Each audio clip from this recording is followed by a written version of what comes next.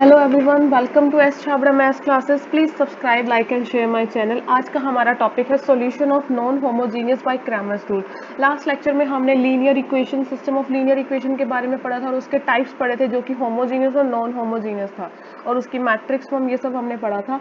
आज हम उनमें से किसी एक उसमें से हम नॉन होमोजीनियस का सोल्यूशन के बारे में बात करेंगे by the Cramer's rule. Specify जैसे क्वेश्चन आ जाता है, आपको सीधा पूछा जाता है कि solve this equation, system of equation by the Cramer rules, तो कैसे सॉल्व करते हैं। ये जो टॉपिक है बहुत जगह इंपॉर्टेंट होता है। तो देखो अब देखो हमारे पास ये रूल है, क्रैमर रूल, जो एक क्रैमर साइंटिस्ट के द्वारा दिया गया था। मान लो हमारे पास इनिशियली कोई, अब पहले हम 2 × 2 की बात कर रहे हैं। लास्ट क्लास में हमने सीखा ही था इसको मैट्रिक्स फॉर्म में कैसे सॉल्व करते हैं। मान लो हमारे पास दो इक्वेशंस दी हो, तो उसका सॉल्यूशन कैसे करेंगे। जैसे 2 × 2 की बात करें, a x plus b y equals to e c x plus d y equals to f, जहाँ पे हमारे पास ए से लेकर एफ तक हमारे पास क्या है, कोई भी वैल्यू है, कांस्टेंट वैल्यूज हैं, और एक्स और वाई हमारे पास क्या है, अननोन वैल्यूज। तो हमें क्या करना है, इसके अंदर अननोन वैल्यूज की हम वैल्यू निकालते हैं, अननोन वेरिएबल्स है जो, उनकी वैल्यू निकालेंगे। ये हमारे पास सॉल्यूशन होगा, जो भी हमें वैल्यू निकालें। अब इसका निकालने का डायरेक्ट तरीका क्या होता है, एक्स की वैल्यू क्या होती है, हमें सबसे देखो एक इसकी मैट्रिक्स बना के देखे। तो ये देखो हमारे पास, मान लो इसको एग्जांपल से क्लियरली समझते हैं हम। हमारे पास ये एक एग्जांपल है, 2x plus 1y equals to -1, 4x plus 3y equals to 1। तो हमने सबसे पहले इसको मैट्रिक्स अगर फॉर्म में लिखना चाहोगा समझने के लिए, जिन्होंने नहीं देखा वो देख जाके इसको चेक कर सकते हैं लास्ट लेक्चर में। मैं डिस्क्रिप्शन बॉक्स में इसका लिंक डाल दूंगी, और हाँ प्लीज़ स्टूडेंट्स उनका टेलीग्राम चैनल भी ज्वाइन कर सकते हो, जिनको रेगुलर अपडेट्स चाहिए उनका भी लिंक मैं डाल दूंगी आपको डिस्क्रिप्शन बॉक्स में, आप इजीली देख सकते हो। तो देखो अब मैंने यहाँ पे क्या बनाया, ए यानी कोफिशिएंट मैट्रिक्स बनाई थी इसको मैट्रिक्स फॉर्म में, और एक्स क्या था, एक्स वाई, कैपिटल एक्स जो हमने कल फॉर्म लिखी थी। ये क्या है, नॉन होमोजीनियस टाइप की इक्वेशन है। और हमारे पास एक मैट्रिक्स और कौन सी बनी थी, कांस्टेंट मैट्रिक्स बी, जो की वैल्यू क्या आएगी, -1 और 1। तो इसको मैट्रिक्स फॉर्म में कैसे लिख सकते हैं हम, ए एक्स इक्वल्स टू बी। हमने ये देखा था, अगर इस बी की वैल्यू 0 हो जाए सारी की सारी, तो ये होमोजीनियस के अंदर आता। अगर इसमें से एक भी वैल्यू नॉन जीरो हो, तो ये नॉन होमोजीनियस, जो कि हम नॉन होमोजीनियस के बारे में पढ़ रहे हैं। तो सबसे पहले हम क्या करेंगे, यानी जो डी, यहाँ पे इसने डी लिया, जो मेरे पास ए है, यानी डिटर्मिनेंट ऑफ ए, इसने इसको कैपिटल डी से लिखा है। तो अब क्या करेंगे, इसको कैपिटल डी से लिखा है, तो देखो वैल्यूज लिखो तो क्या आएगी, डिटर्मिनेंट का साइन 2 1 4 3। तो हमारे पास वैल्यू क्या है, अगर हम 2 × 2 के डिटर्मिनेंट को डायरेक्ट सॉल्व कैसे करते हैं, डिटर्मिनेंट हमने पहले भी सब अपने पिछले लेक्चर में पढ़ा है, तो जिसको डाउट है वो जाके देख सकता है। इसका 2 × 2 का हम डिटर्मिनेंट कैसे निकालते हैं, first into fourth minus second into third value. तो ये हमारे पास क्या होता है, इसका डिटर्मिनेंट। तो आप देखो 2 × 3 -1 × 4, तो क्या आ जाएगा, 6 -4 इज इक्वल टू 2। ये मेरे पास हो गया इस ए मैट्रिक्स का डिटर्मिनेंट, जो हम किससे रिप्रेजेंट करते हैं, कैपिटल डी से। फिर देखो अगर हम जनरल रिप्रेजेंटेशन के अंदर देखें, हमें एक्स और वाई की वैल्यूज चाहिए, जो हमें अननोन वेरिएबल्स की वैल्यू चाहिए एक्स और वाई की। तो अब हम इसके क्या करते हैं, जो मेरे पास ए डिटर्मिनेंट है, डिटर्मिनेंट ऑफ ए यानी जो कैपिटल डी लिखा है, वो अपॉन में क्या करेंगे, जो भी ये हमारे पास कैपिटल डी है, ठीक है, ये क्या है, कैपिटल डी एक्स, यानी जो भी हमारी, जो भी एक्स वेरिएबल की ये लाइन होगी, ए जो मेरे पास यहाँ पे क्या होगा, ए मैट्रिक्स इसके अकॉर्डिंग ए बी, ये मेरे पास कोफिशिएंट मैट्रिक्स है। तो ये, तो इसका डिटर्मिनेंट हमारे पास होगा डी, डी एक्स क्या होगा। अब देखो ये हमारे पास x की वैल्यू होती है dx अपॉन में d, और y की वैल्यू होती है dy अपॉन में d। देखो d तो हमारे पास डिटर्मिनेंट ऑफ x क्या होता है, कि जो भी देखो x वाली लाइन का हमारे पास कोफिशिएंट है, जो भी x वाला कॉलम बन रहा है, यानी कि ये वाला a और d, इसको हम किसके साथ रिप्लेस कर देंगे, जो ये b मैट्रिक्स थी। अब देखो यहाँ पे dx क्या हो जाएगा हमारे पास, यहाँ पे मैं आपको दिखाती हूँ, डिटर्मिनेंट डी हमारे पास ये डिटर्मिनेंट के फॉर्म में आ जाएगा, अब x वेरिएबल का कॉलम कौन सा था जिसमें वैल्यूज कौन सी थी, a और c, इसको हम रिप्लेस कर देंगे b से, तो ये क्या बन जाएगा, e f b और d, ठीक है। और dy क्या हो जाएगा, जो हमारे पास y अननोन वेरिएबल के लिए जो कॉलम था उसको हम रिप्लेस कर देंगे ef से,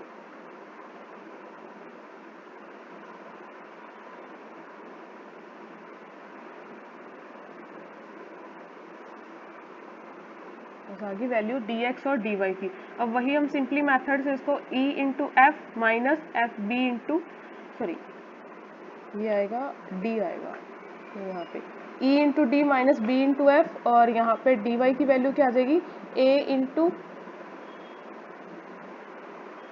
एफ ई इंटू सी। तो ये हमारे पास ये है। अब इसको देखो हम अच्छे से समझे तो एग्जाम्पल से क्लियर होगा कि देखो कैपिटल D की वैल्यू तो हमने वही निकाली थी, डिटर्मिनेंट ऑफ ए। अब देखो dx की वैल्यू क्या है, सबसे पहले हमारे पास जो x का कॉलम क्या था, x वेरिएबल के लिए कॉलम 2 और 4, इसको रिप्लेस कर दिया हमने -1 और 1 के साथ, और 1 और 3 वैसे ही रहेगा। इसका हमने डिटर्मिनेंट निकाला -1 इंटू 3 -1 इंटू 1, तो क्या आ गया, -3 -1 -4। dy की वैल्यू भी निकाल दी, तो हमारे पास x और y जिसका सॉल्यूशन क्या आएगा, x equals to D X upon में d, यानी देखो वैल्यू ही आएगी एक, जो dx क्या था, यानी इसका जो डिटर्मिनेंट था, इसको x वाले कॉलम को रिप्लेस करने के बाद जो वैल्यू आई, और dy यानी y को रिप्लेस करने के बाद जो वैल्यू आई। तो अब देखो क्या आ गया, -4 अपॉन 2, तो क्या आ गया x की वैल्यू -2, y की वैल्यू 6 अपॉन 2 इक्वल्स टू 3। तो ये मेरे पास सॉल्यूशन आ गया, unique solution, x equals to -2 and y is equals to 3। एक इसके साथ कंडीशन लगती है हमारे पास कि जब भी हम ये सॉल्व करते हैं x और y की वैल्यू, हमारे पास एक कंडीशन जरूर रहती है कि कभी भी जो डिटर्मिनेंट ऑफ ये a यानी जो कैपिटल D है वो कभी भी हमेशा नॉन जीरो होना चाहिए। अगर आप देखो, अगर इसका डिटर्मिनेंट जीरो हो गया, यानी ये जो डिनोमिनेटर है यहाँ पे जीरो हो गया, तो ये पूरी वैल्यू क्या हो जाएगी, 1/0, कुछ भी है ऊपर हमारे पास dx है अपॉन में 0, तो ये वैल्यू क्या दे देगा, इन्फिनिटी, मतलब हमारे पास एग्जिस्ट ही नहीं करेंगी। तो हमारे पास ये कंडीशन रहेगी कि जो भी D है, कैपिटल D, या फिर हम डिटर्मिनेंट ऑफ A जो मैट्रिक्स है, कोफिशिएंट मैट्रिक्स का डिटर्मिनेंट कभी भी जीरो नहीं होगा, हमेशा वैल्यू नॉन जीरो होगी, तभी वो क्रैमर रूल पॉसिबल होगा, ठीक है। ये तो हमने 2 इंटू 2 की बात की थी। अब हमारे पास इसी तरह से 3 इंटू 3 में भी आता है, तो उसके लिए देखो, मान लो ये हमारे पास ऐसे ही इक्वेशन दी हुई है, 3 इंटू 3 की 3 इक्वेशन दी हुई है 3 वेरिएबल्स के साथ, ठीक है।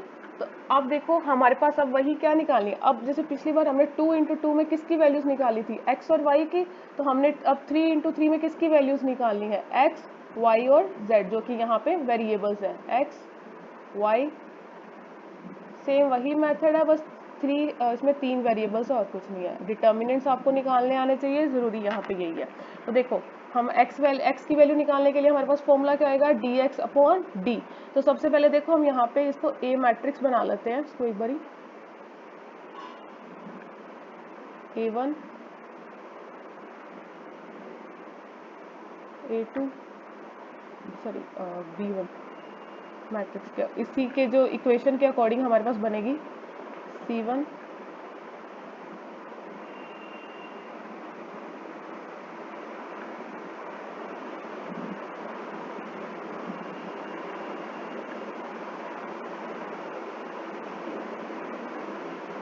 ये हमारे पास सारी वैल्यूज आ जाएंगी इसी तरीके से। तो अब हमने क्या सीखा था, dx और dy, तो अब इसमें यहाँ पे क्या निकालना पड़ेगा, हमें dz भी निकालना पड़ेगा, क्यों, क्योंकि हमारे पास इस बार z की वैल्यू आ रही है। तो dx क्या हो जाएगा, जो भी हमारे पास x वेरिएबल के अंदर जो पूरा का पूरा कॉलम क्रिएट होगा ये वाला डिटर्मिनेंट के अंदर, ये किसके साथ रिप्लेस हो जाएगा, ये b जो हमारे पास कॉन्स्टेंट मैट्रिक्स का जो हमारे पास कांस्टेंट मैट्रिक्स की, इसकी जगह ये रिप्लेस हो जाएगा। जब हम dy निकालेंगे तो सेकंड रो हमारे पास कन्वर्ट हो जाएगी, इसमें रिप्लेस हो जाएगी।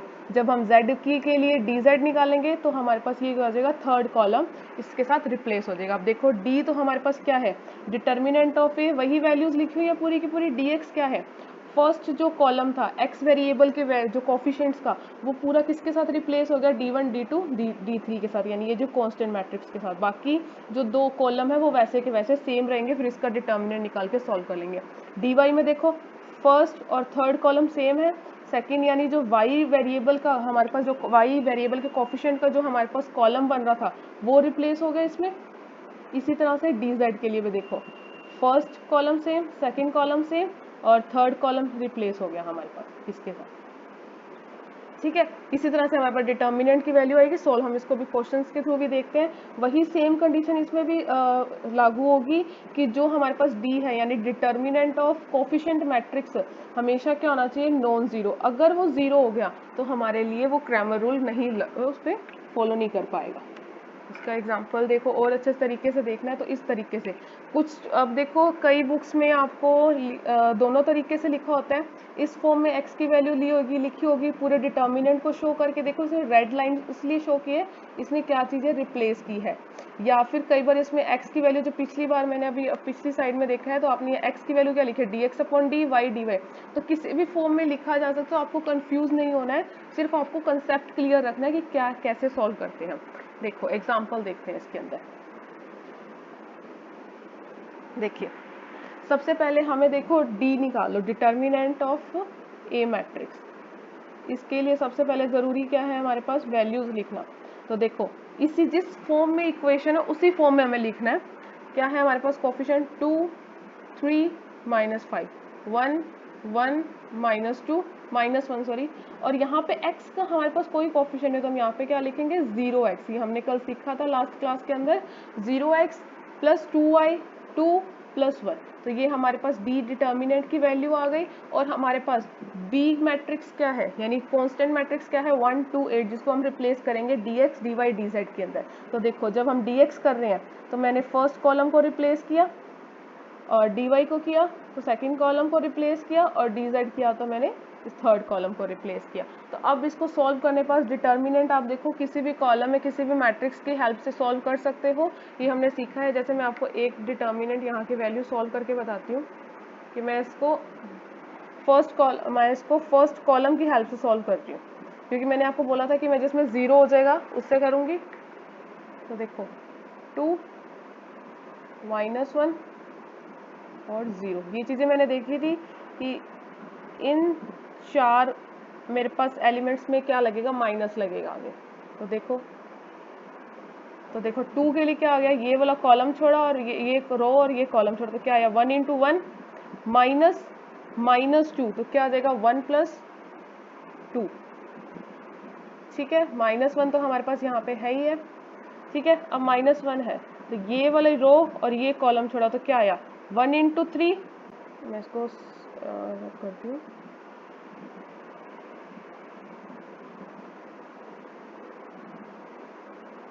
देखो मेरे लिए इसके लिए बात करें तो ये वाला कॉलम और ये रो ये कॉलम छोड़ेंगे तो हमारे पास क्या आ जाएगा 3 × 1 -10, तो क्या आ जाएगा 3 + 10।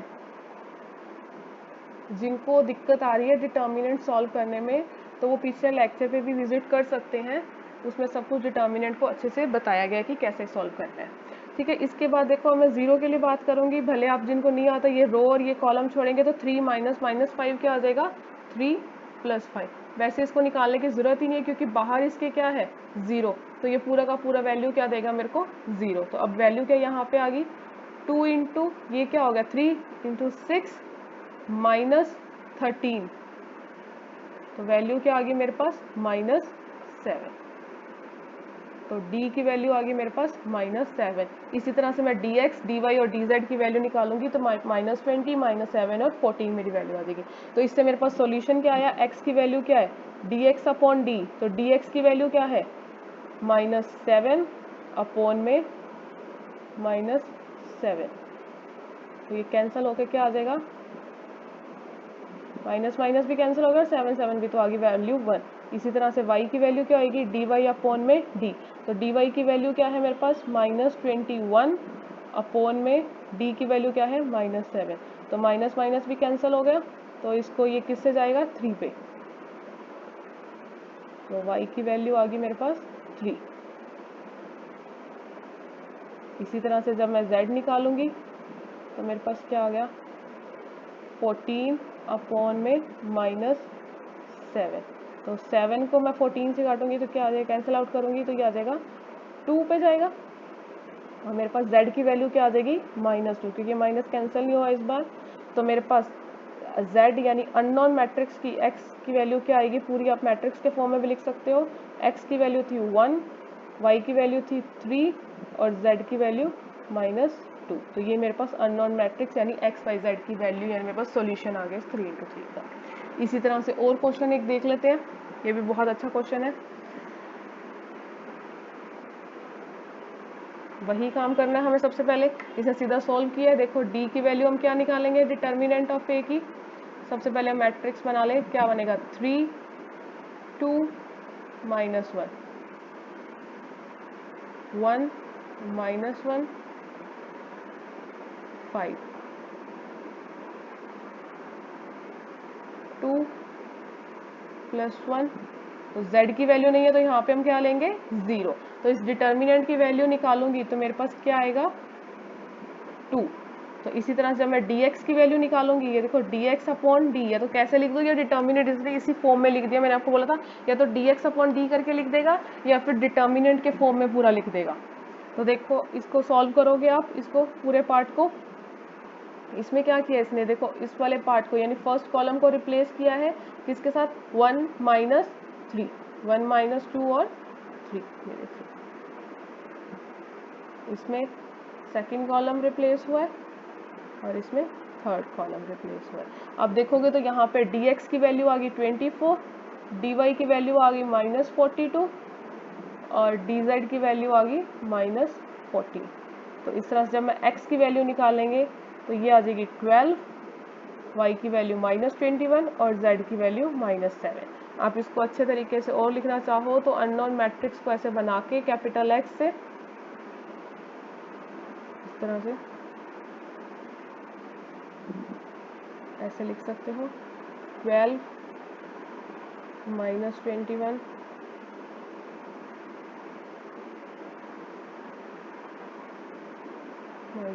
तो ये मेरे पास क्या आ गया इसका सॉल्यूशन यानी एक्स वाई जेड की वैल्यूज आ गई। आप इस फॉर्म में भी इसको अच्छे से, जितनी ये ज़्यादा अच्छी रिप्रेजेंटेशन है होगी उतना ज़्यादा आपको बेनिफिट रहेगा।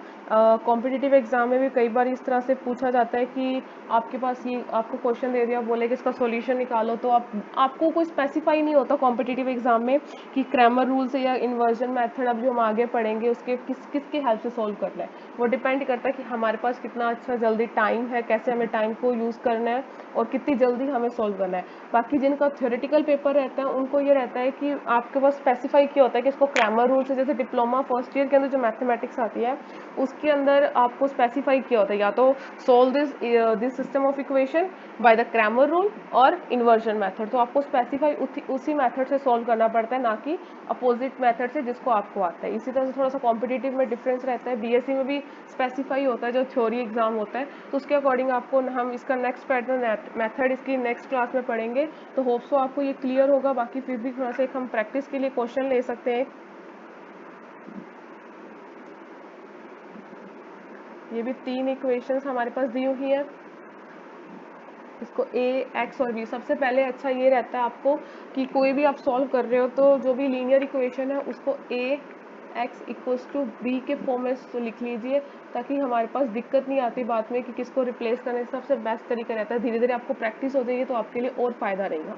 तो इसी तरह से आप सॉल्व करोगे तो ये आप एक प्रैक्टिस क्वेश्चन ले लो ताकि आपको और अच्छे से क्लियर होगा। होप सो आपको इसका सॉल्यूशन निकालना आ जाएगा। फिर भी किसी स्टूडेंट को कोई डाउट आता है तो वो मेरे को मेल आईडी पे भी मेल कर सकता है या कमेंट बॉक्स में अपनी प्रॉब्लम शेयर कर सकता है। तो जितना हो जल्दी हो सकेगा मैं आपका सॉल्यूशन कर पाऊंगी उस बात का। So thank you so much for watching. और जिन स्टूडेंट्स को मेरा टेलीग्राम चैनल ज्वाइन करना है तो मैं आपको वहाँ पे उसका डिस्क्रिप्शन बॉक्स भी लिंक भी डाल दूंगी और पिछले लास्ट लेक्चर्स का भी डाल दूंगी। Okay, thank you so much.